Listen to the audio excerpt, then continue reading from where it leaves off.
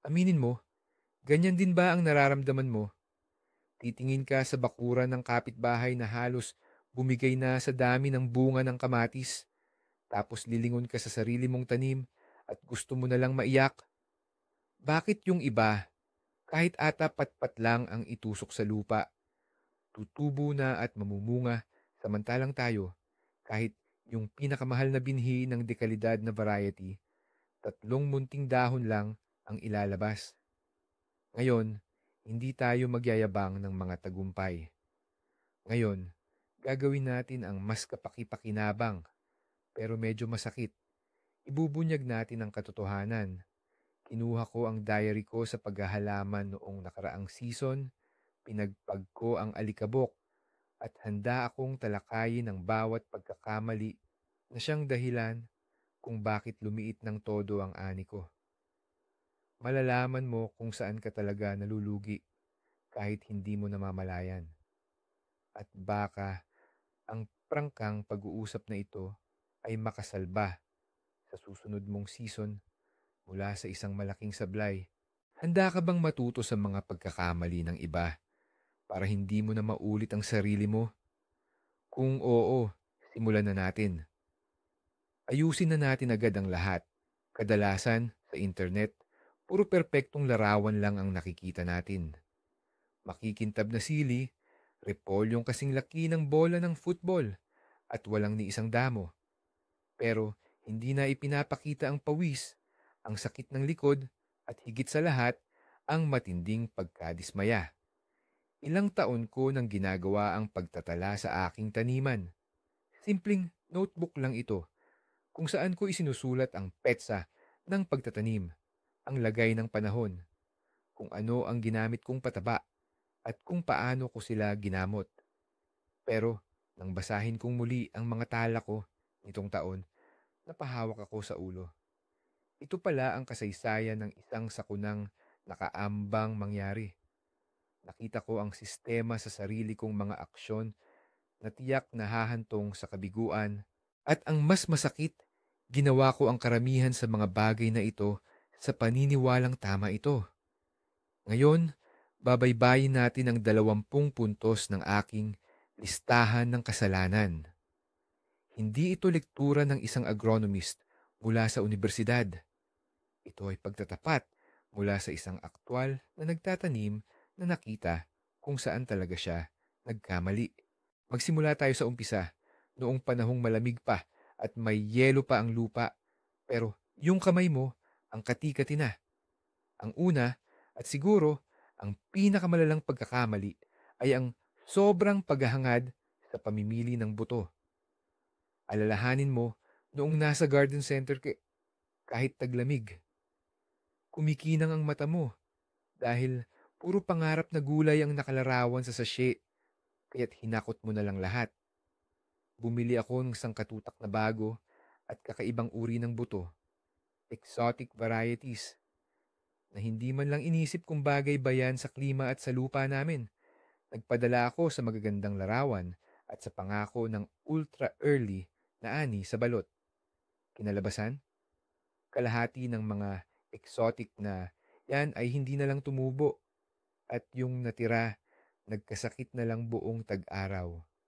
Kasi yung mga bisita galing sa timog na yan, hindi sila handa sa pabago-bago naming temperatura. Kadalasan, nakakalimutan natin yung mga butong subok na, yung mga klasiko na garantisadong aani. Sa halip, hinahabol natin yung parang pangarap lang. Ito ang pagkakamali number one. Pagbili gamit ang emosyon, hindi ang isip. At ito na nga ang pangalawang pagkakamali na hinarap ko nang wala sa oras. Ito ay tungkol sa tamang schedule ng paghahasik ng mga punla. Akala ko, kapag itinanim ko na ang sili at talong nitong Pebrero, makukuha ko na ang ani bago magmayo. Pero sobra akong nagkamali. Ang punlang na itanim ng napakaaga. Pagdating ng panahon para ilipat sa lupa, ay pagod na, masyado ng malaki, at may payat at humabang mga tangkay. Nagsisiksika na ang mga ugat sa maliliit na lalagyan. Nagsimula na silang tumanda bago pa man nila makita ang totoong kamang taniman.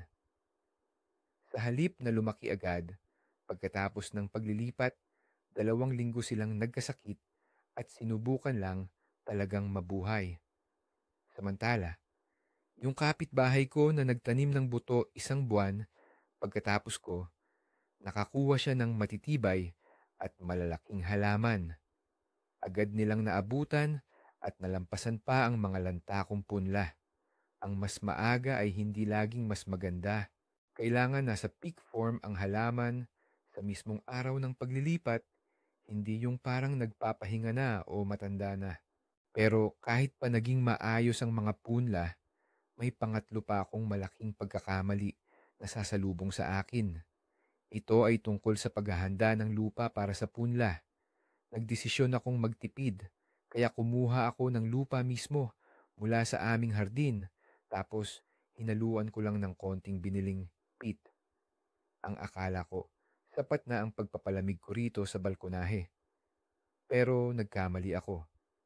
Kasama ng lupaing iyon, naipasok ko rin sa bahay ang mga spore ng blackleg, isang fungus na nakakapatay ng halaman, at baka pati na rin mga larva ng peste. Ang resulta, ang mga maliliit kong sibol ay nagsimulang matumba, isa-isa. Nakakadurog ng puso ang makita iyon. Ang pagtitipid sa dekalidad at disinfected na lupa para sa panimulang pagtatanim ay parang sinasaktan mo ang sarili mo. Kailangan ng maliliit na halaman, ang sterile na kapaligiran at tamang balance ng sustansya. Hindi lupa na puno ng bakterya at luwad mula sa labas. Ngayon, alam ko na, kailangan mong bumili ng lupa sa talagang trusted na supplier. O kung ikaw mismo ang maghahanda, kailangan may matinding thermal treatment ito. Nang dumating ang oras na dalhin ko, na ang lahat ng pinaghirapan kong punla sa lugar taniman, doon ko naman nagawa ang ika-4 na pagkakamali. Hindi ko isinagawa ang tinatawag na hardening off o ang pagpapatigas ng halaman. Akala ko kasi, dahil mainit na sa labas, pwede ko na agad ilabas ang mga kahon at ibilad sa sikat ng araw. Ang resulta, nasunog agad ang mga dahon bago pa man maggabi sa unang araw. Tandaan natin, ang mga dahon ng punla na sanay lang sa malambot na ilaw ng grow lamp o sinag na pumapasok sa bintana ay walang proteksyon laban sa matapang na ultraviolet rays. Kaya talagang nasunog sila, pumuti at tuluyang natuyo. Nakaranas ang mga halaman ng matinding stress. Huminto ang kanilang paglaki at ginugol nila ang kanilang lakas sa pagbawi ng nasunog na bahagi imbes na magpalaki ng ugat. Ang tama sana, dahan-dahan silang isasanay sa sikat ng araw at hangin. Magsimula sa 15 minuto, tapos kalahating oras, at unti-unting dagdagan ang oras bawat araw. Ang aking pagmamadali ay nagdulot sa akin ng 2 linggong pagkaantala sa paglago. Nandito na tayo sa gulayan. Ang panglimang pagkakamali ko, hindi ko pinansin ang asim o ang asin pH level mas ng lupa. Ilang taon akong nagbubudbod ng abo, wood ash, dahil ang sabi ng lahat, punong-puno yan ng sustansya. Akala ko, yan na ang pinakamahusay na universal na pataba. Pero hindi ko man lang sinubukan i-check ang pH level ng lupa ko. Ang masama, sadyang alkaline na rin na pala ang lupa ko. Tapos, sa dami ng abo na nilagay ko, ginawa ko itong parang semento or lupang bato na block tuloy ang mga micronutrients at hindi na nasisipsip ng ugat. Kaya gutom na gutom ang mga halaman kahit pagrabe ang nutrisyon sa ilalim. Simpleng hindi lang nila ito kayang kainin dahil sa maling chemical reaction at imbalance na ginawa ko. Nang nagdilaw ang dahon, akala ko kulang sa nitrogen kaya nagdagdag pa ako ng urea. Ang problema pala, sinira ko na ang balanse. Mura lang bumili ng simpleng pH test kit o litmus paper. Kung ginawa ko lang yon, Sana hindi nangyari 'to. Pang-anim sa listahan ng mga kamalian ko sa pagtatanim o sa diary of errors ko ay ang siksikan na pagtatanim. Naging biktima na naman ako ng pagiging gahaman. Gusto kong isiksik ang pinakamaraming halaman sa isang plot. Ang akala ko noon, sige, magkakasya yan, walang aaray. Pero hindi pala ganoon ang nangyari. Dahil sa sobrang sikip, nagsimulang magkompetensya ang mga halaman para sa sikat ng araw at tubig. Nagpahabaan sila at nagkatandahan na. Pero ang pinakamasaklap, nawala ang bentilasyon. Sa loob nitong parang gubat na taniman, nananatili ang hangin at moist, kaya naging perpektong tirahan ito ng mga sakit na dala ng fungus. Talagang nagdiwang ang phytophthora sa katangahan ko. Kung nakalagay sa pakete ng buto na kailangan ng 50 sentimetro na pagitan, ibig sabihin 50 talaga, hindi lang 30. Mas mainam na magtanim ng kaunti. Pero bawat isa ay makapagbigay ng isang balde ng ani, kaysa magtanim ng 100, pero tig-isang kamatis lang ang makukuha mo sa bawat isa. Ang ikapitong pagkakamali ay tungkol sa pagdidilig. Dito talaga, nagpabalik-balik ako sa iba't ibang paraan. Noong una, madalas akong magdilig, pero kaunti lang, pabasa-basa lang, sa ibabaw ng lupa. Akala ko, inaalagaan ko sila ng husto. Pero, ang totoo, nasanay ko lang ang mga ugat na manatili sa ibabaw at hindi sila lumalim para maghanap ng tubig. Kaya, nang dumating ang talagang matinding init noong Hulyo at nakalimutan kong magdilig kahit isang araw lang, kaagad na natuyo ang lahat ng ugat na nasa ibabaw at nanlambot lahat ang halaman. Dapat, ang pagdidilig ay bihira pero sagana, para basang-basa hanggang sa kailaliman, singlalim ng dulo ng pala. Kailangan nating sanayin ang mga ugat na bumaba, hanapin ang malamig na bahagi ng lupa. Sa ganitong paraan, nagiging matatag at malakas ang halaman. Ang sobra-sobrang pag-aalaga ko gamit ang regadera tuwing gabi ay nagpaarte at nagpahinalang sa kanila. Ang pangwalong pagkakamali ko, ang temperatura ng tubig. May sarili akong poso o deep well sa bakuran at kapag sobrang init, para makatipid sa oras, direkta kong sinasalang ang hosi sa mga tanim. Pero ang napakalamig na tubig mula sa ilalim ng lupa ay talagang nakakagulat o nakakashock sa mga ugat. Isipin nyo, sa gitna ng 40 degree na init, bigla kayong bubuhusan ng nagyayelong tubig. Sa sobrang stress, ang ugat ng pipino ay titigil sa paggana, magsisimulang mabulok, at magkakaroon ng root rot. Pumapait ang mga pipino at nalalagas ang mga bulaklak o bunga. Tinatamad akong mag-ipon ng tubig sa drum at hintaying uminit ito sa araw.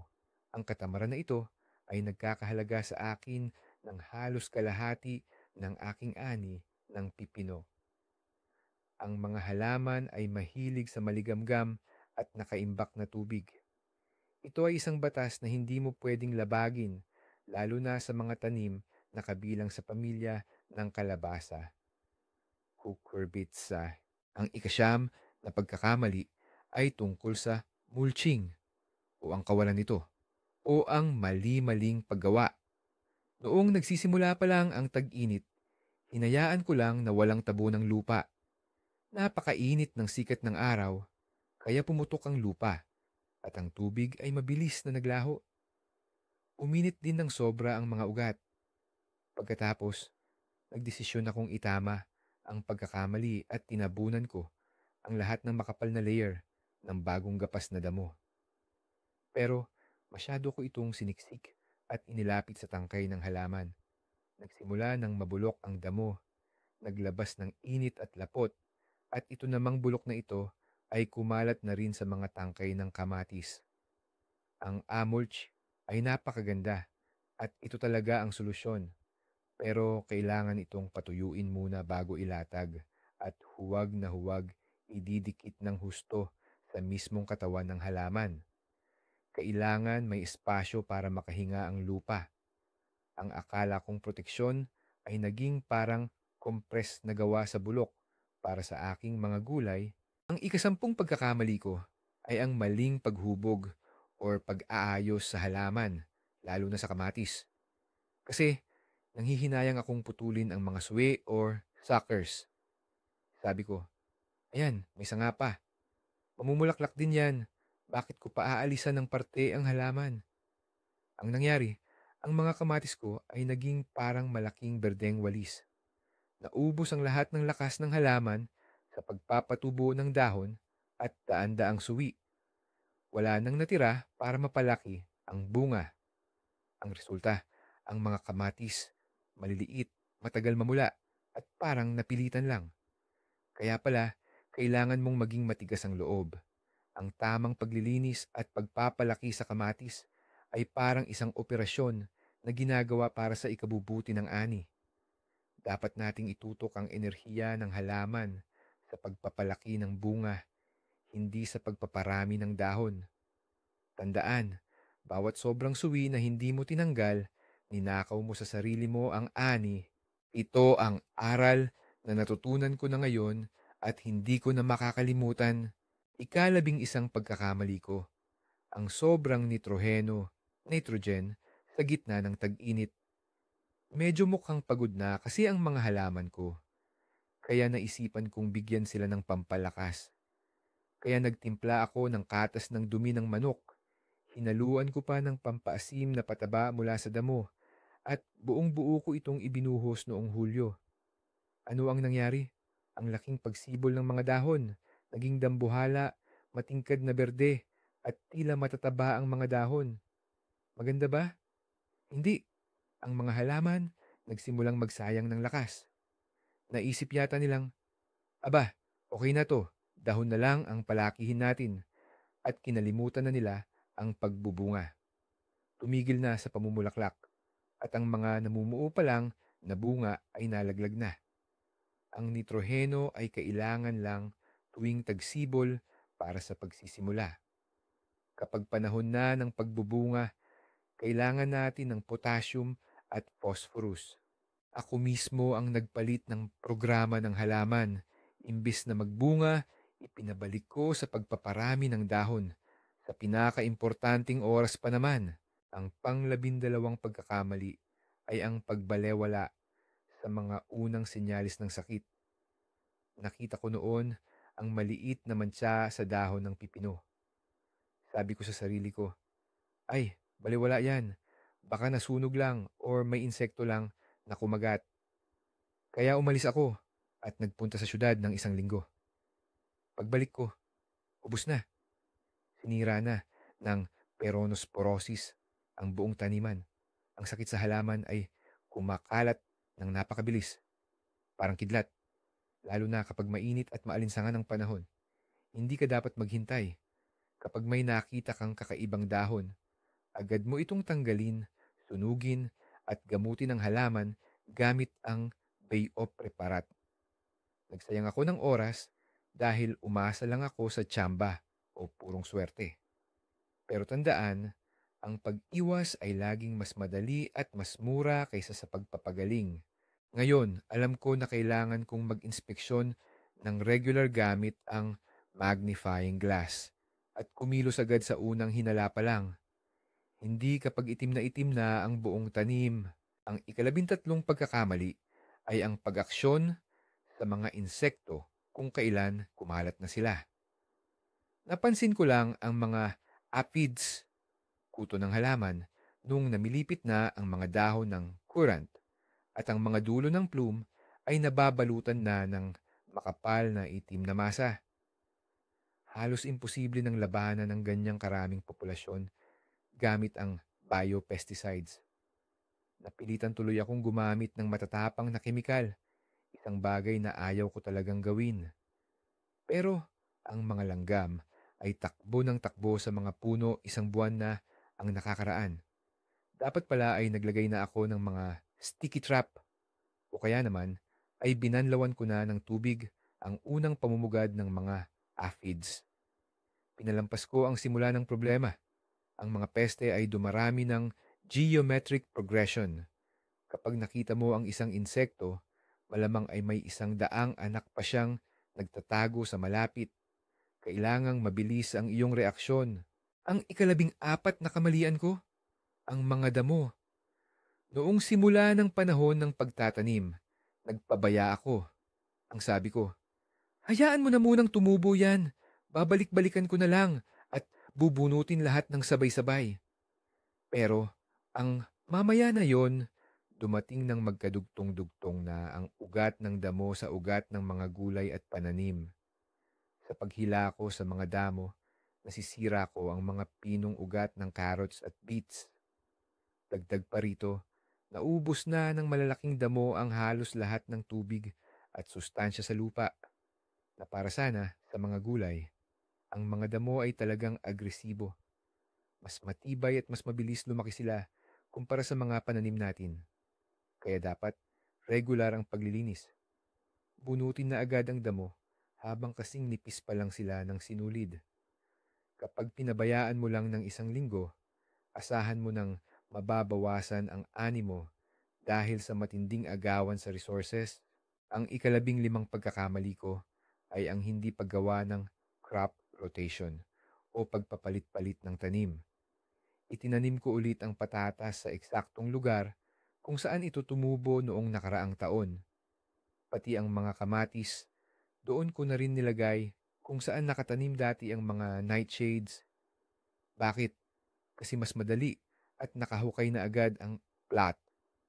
Ang naging resulta, sinalubong agad ng mga Colorado beetle ang mga patatas paglabas pa lang ng sprout nito sa lupa, para bang nag-aabang na sila. Kasabay nito, ang mga sakit na naipon sa lupa ay lumusob sa mga tanim ng doble ang bagsik. Napapagod kasi ang lupa at nag-iipon ito ng mga partikular na lason at pathogens. Hindi talaga pwedeng magtanim ng iisang uri ng gulay sa parehong lugar ng sunod-sunod na taon. Kailangan nating magpalit-palit. Magtanim muna ng mga root crops, tapos magtanim ng mga may bunga at mag-iba-iba ng plant family. Ito ang pundasyon ng malusog na hardin, pero binaliwala ko ito para lang maging komportable at madali ang layout ng aking taniman. Ang pang-16 na pagkakamali ko ay ang masasamang kapitbahay. Hindi ko tinutukoy yung mga taong nasa likod ng bakod, kundi yung mga halaman mismo. Tinanim ko yung gisante sa tabi ng sibuyas, tapos yung haras or fennel, siniksik ko pa sa gitna ng taniman ng sitaw. Diyan ko nalaman na may tinatawag palang allelopathy, yung pag-iimpluwensya ng mga halaman sa isa't isa. Ang sibuyas pala, pinapahirapan ang mga legumes tulad ng sitaw at gisantes, kaya hindi sila lumalaking maayos pag magkatabi. At yung haras naman, grabe, parang isang agresibong tao na ayaw ng kasama at sinisikil halos lahat ng kapitbahay niya. Akala ko, nagmi-mix and match ako para maganda at makabubuti. Pero ang ginawa ko pala, nagpatayan sa hardin. Nagkaroon ng giyera sa kama ng taniman kung saan galit ang lahat sa isa't isa. Hindi lang basta-basta ginawa ang mga compatibility chart ng halaman. Kaya bago ka magtanim ng magkatabi, siguraduhin mong hindi sila magkaaway. Ang ika-17 pagkakamali ko ay tungkol sa pollination. Sa mag-greenhouse ko, mayroon akong parthenocarpic na pipino, yung hindi na kailangan ng bubuyog, at mga varietal na klase na nangangailangan pa. May kamatis din. Sinarado ko ng husto ang greenhouse para manatili ang init sa loob. Ang nangyari, nalaglag lang ang mga bulaklak. Walang hangin, walang insekto, walang nangyaring pollination. Kahit ang kamatis ay self-pollinating, kailangan pa rin nila ng galaw ng hangin para mapunta sa tama ang pollen. Dapat pala, inuuga-uga ko ang mga halaman tuwing umaga. Dapat ay binubuksan ko ang mga bintana para magka-draft dust o himpilak. Dapat din akong magtanim ng mga nectar-producing na halaman malapit sa pasukan para makahikayat ng mga bumblebee. Ang ginawa ko, nag-imbento ako ng dead calm o walang galaw na hangin sa loob ng greenhouse. Dahil dyan, hindi na nakapagbunga ang mga halaman at basta na lang nilang nilaglag ang mga bulaklak na hindi tumubo. Ang pang-18 pagkakamali ay tungkol sa kagamitan. Isang gunting lang ang ginamit ko sa buong hardin. Puputulin ko ang sanga ng mansanas na may sakit o may fungus. At pagkatapos ay agad akong nagtanggal ng suwi sa malulusog na kamatis. Kusa kong ipinakalat ang impeksyon sa buong taniman para akong doktor na iisang hiringgilya lang ang ginagamit sa lahat ng pasyente sa isang ward. Kailangan talagang i-disinfect ang gamit. Pagkatapos ng bawat halaman na pinaghihinalaan mong may sakit at tuwing lilipat ka ng ibang klase ng pananim, alcohol, potassium permanganate, chlorhexidine, kahit ano pang panglinis. Ito ang simpleng patakaran ng kalinisan na binaliwala ko dahil sa katamaran. Kaya naman, dumanas ako ng matinding pagdami ng sakit sa mga lugar na dapat ay malulusog. Ang pang-19 na pagkakamali, ang pag-ani ng hindi sa tamang oras.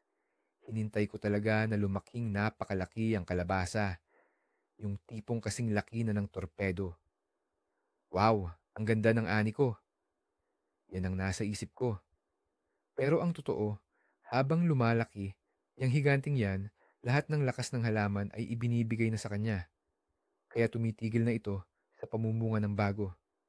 Tapos, yung kalabasang sobrang laki, nagiging malabulak na sa loob, matigas ang balat, at ang lalaki na ng buto. Hindi na masarap at hindi na rin ito epektibo.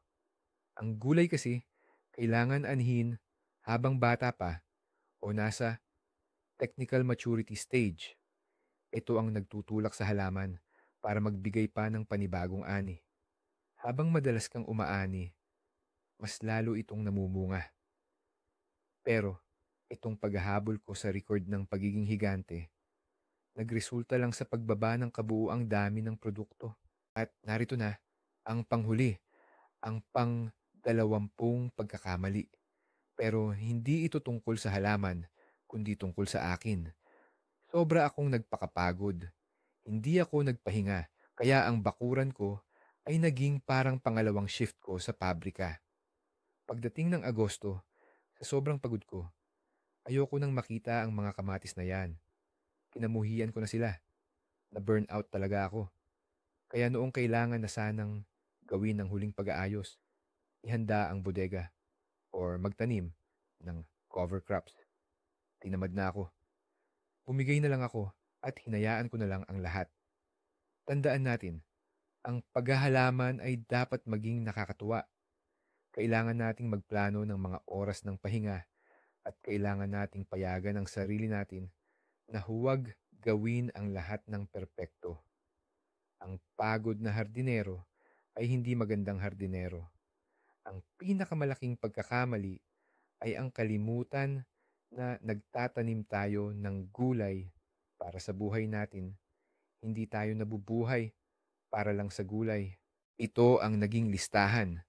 20 puntos, 20 aral na nagbigay sa akin ng matinding leksyon nitong season.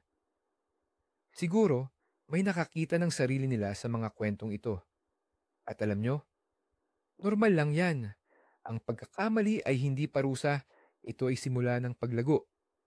Ngayon, sigurado na akong hindi na ako magtatanim ng kung ano-ano na lang, bibili ako ng magandang potting mix. Aayusin ko ang drip irrigation at didisinfecting ko ang aking sekatol.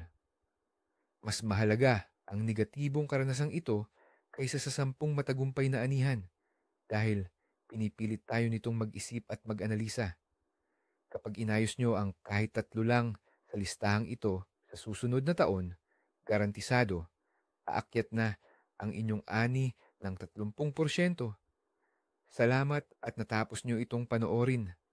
Sana ay nakatulong itong pagbabahagi ko. Huwag nyo ring kalimutang mag-subscribe at i-click ang notification bell para hindi kayo mahuli sa mga video kung paano ko aayusin ang lahat ng ito sa bagong season. Ngayon, may tanong ako sa inyo. Aling pagkakamali sa listahan ang pinaka nakakainis? O baka naman may sarili kayong sablay na dapat ibahagi? Mag-comment sa baba. Bumuo tayo ng encyclopedia ng ating mga kamalian. Magandang ani sa ating lahat at hanggang sa muli.